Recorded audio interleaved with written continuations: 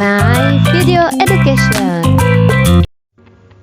Manajemen pelayanan kesehatan. Sebelum masuk materi, sebenarnya manajemen itu apa sih? Nah, ternyata menurut G.R. Terry, manajemen ialah suatu proses khusus yang terdiri dari perencanaan, pengorganisasian, pelaksanaan, dan pengawasan yang dilakukan untuk menentukan serta mencapai sasaran yang telah ditentukan melalui pemanfaatan sumber daya manusia dan lain-lain. Manajemen kesehatan disebut sebagai suatu proses kegiatan atau suatu seni untuk mengatur dan menggerakkan para petugas sumber daya manusia dalam merencanakan, mengorganisasikan, melaksanakan, dan mengawasi semua kegiatan pelayanan kesehatan. Unsur-unsur dalam pelayanan kesehatan Terbagi menjadi beberapa bagian, yaitu yang pertama input, yang kedua proses, yang ketiga output, yang keempat dampak, dan yang terakhir feedback. Pendekatan praktis manajemen kesehatan. Manajemen by objective menekankan pada pentingnya peranan tujuan dalam perencanaan yang efektif dengan menetapkan prosedur pencapaian, baik yang formal maupun informal. Manajemen is how to work with others. Adanya pendekatan ini, fungsi manajemen akan dapat dipelajari dari proses kerjasama yang berkembang di antara pimpinan dengan stafnya dalam mencapai tujuan organisasi. Manajemen ditinjau dari aspek perilaku manusia. Perilaku organisasi ditentukan oleh upaya kepemimpinan yang mampu membangkitkan motivasi staf. Perilaku organisasi kesehatan memiliki ciri khas sendiri yang berbeda dengan organisasi lain. Manajemen sebagai suatu proses dapat dipelajari melalui fungsi-fungsi manajemen. Fungsi manajemen meliputi perencanaan, pengorganisasian, pelaksanaan, pengawasan, dan penilaian. Manajemen sebagai ilmu terapan. Manajemen harus peduli dengan fungsi sosialnya di masyarakat, atau mempunyai kegunaan yang dapat dipakai dalam setiap organisasi untuk mencapai tujuannya. Tingkat pelayanan kesehatan. Yang pertama, health promotion atau promosi kesehatan. Yang kedua, specific protection atau perlindungan khusus. Yang ketiga, early diagnosis and prompt treatment, diagnosis dini dan pengobatan segera. Yang keempat, disability limitation, pembatasan kecacatan, dan yang terakhir rehabilitation atau rehabilitasi. Bentuk sistem pelayanan kesehatan. Yang pertama yaitu puskesmas, di mana subsistem di puskesmas meliputi gizi, kesehatan ibu dan anak, P2M, Promkes, dan juga bagian pengobatan. Suprasistemnya sendiri terbagi menjadi dinas kesehatan, rumah sakit, klinik swasta, pengobatan tradisional atau keluarga. Yang kedua, pelayanan kesehatan terpadu merupakan suatu bentuk keterpaduan pelayanan kesehatan yang dilaksanakan di suatu wilayah kerja puskesmas. Yang ketiga yaitu pos obat desa atau POD, merupakan bagian kecil dari puskesmas di mana sebagai wahana edukasi dalam alih pengetahuan dan keterampilan tentang obat dan pengobatan sederhana dari petugas kepada kader dan dari kader ke masyarakat guna memberikan kemudahan dalam memperoleh obat yang bermutu dan terjangkau. Yang keempat, Pondok Bersalin Desa atau Pelindes merupakan salah satu bentuk partisipasi atau peran serta masyarakat dalam menyediakan tempat pertolongan persalinan dan pelayanan kesehatan ibu dan anak, keluarga berencana, dan lokasinya berada di desa. Perbaikan sanitasi lingkungan. Sanitasi lingkungan dapat pula diartikan sebagai kegiatan yang ditujukan untuk meningkatkan dan mempertahankan standar kondisi lingkungan yang mendasar yang mempengaruhi kesejahteraan manusia.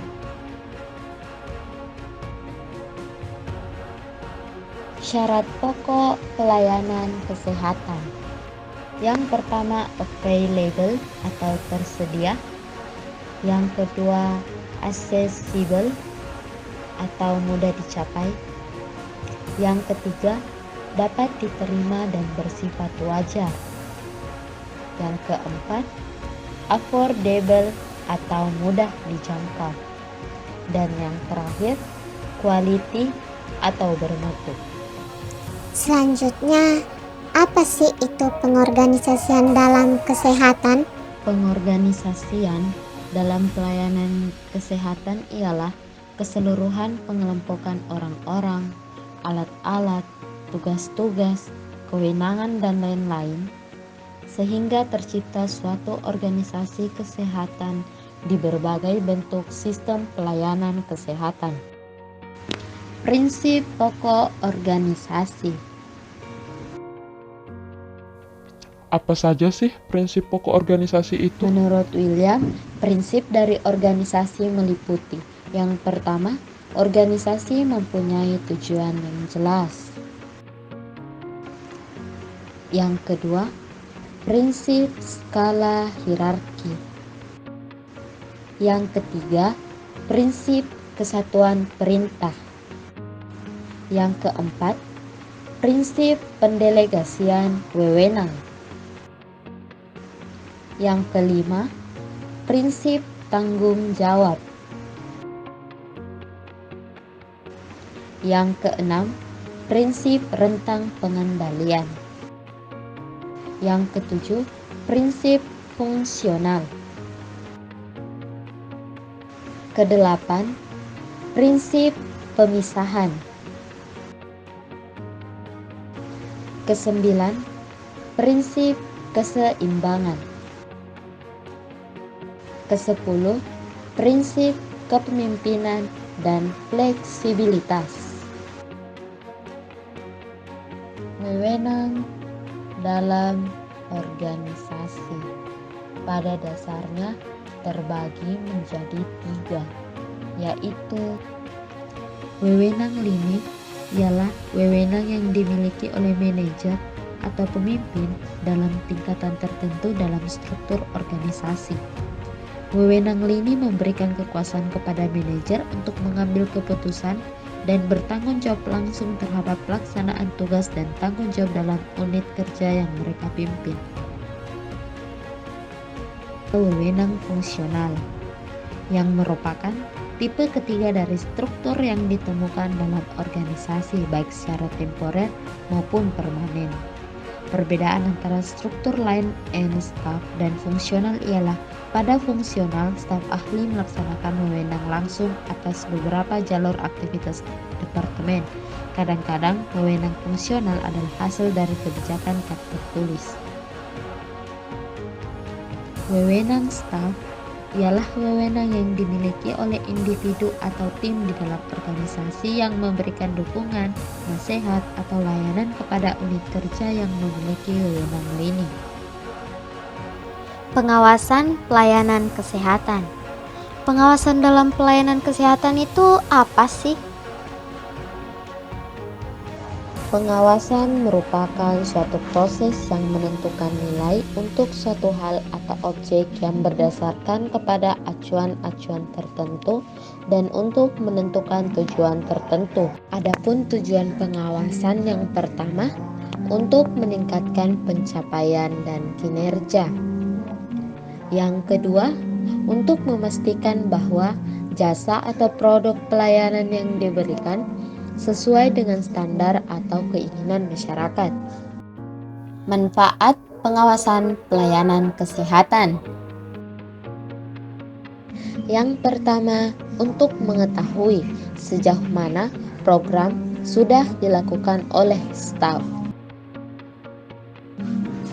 Yang kedua, jika ada penyimpangan pada pemahaman staf dalam melaksanakan tugas-tugasnya, maka pimpinan organisasi akan memberikan pelatihan lanjutan untuk mengatasi kesenjangan pengetahuan dan keterampilan staf.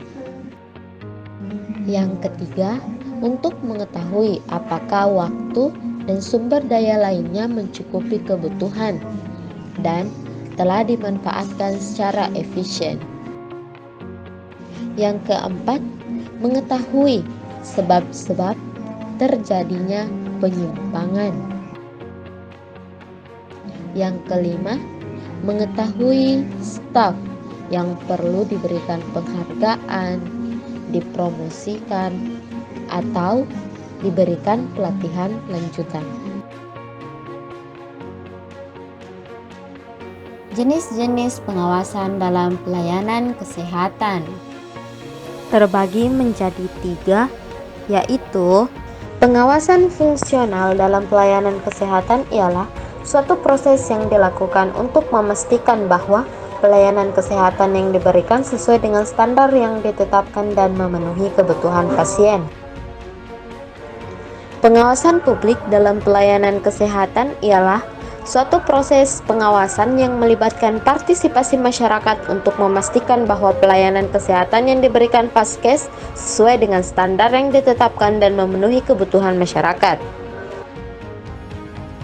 Pengawasan non-fungsional dalam pelayanan kesehatan mengacu pada aspek-aspek yang tidak berkaitan langsung dengan kualitas atau prosedur pelayanan kesehatan itu sendiri, tetapi tetap penting untuk memastikan pelayanan yang efektif dan aman.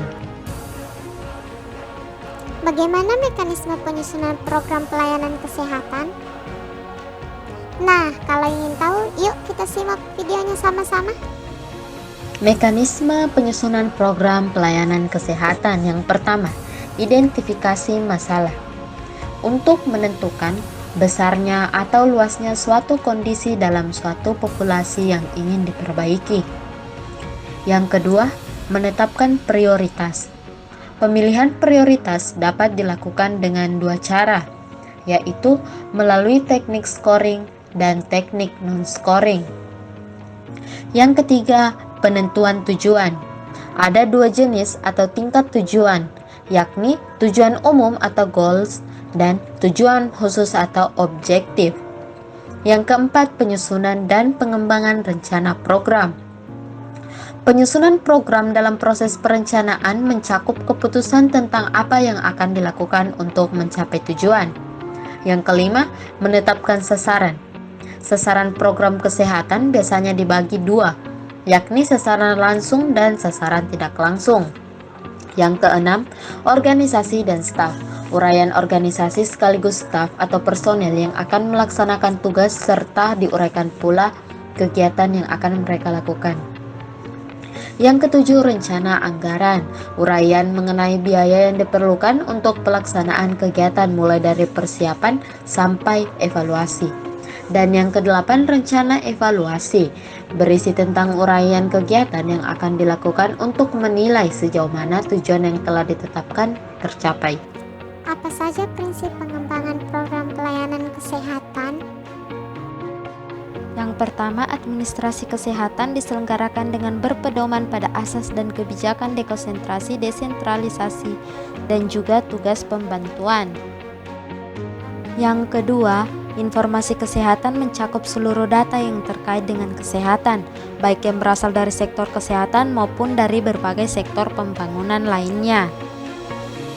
Yang ketiga, akses terhadap informasi kesehatan harus memperhatikan aspek kerahasiaan yang berlaku di bidang kesehatan dan juga bidang kedokteran. Dalam melaksanakan upaya kesehatan dalam hal pengembangan dan pemanfaatan iptek kesehatan harus berdasarkan standar mutu pelayanan yang diakui. 5. Pengembangan hukum kesehatan meliputi upaya penyusunan regulasi serta harmonisasi hukum, sosialisasi dan advokasi hukum kepada aparatur kesehatan dan masyarakat. Yang keenam, prinsip penyelenggaraan manajemen kesehatan lebih lanjut diatur dalam peraturan kepala daerah masing-masing dalam tingkat administrasi. Nah, demikianlah materi singkat dari saya tentang materi manajemen pelayanan kesehatan. Terima kasih.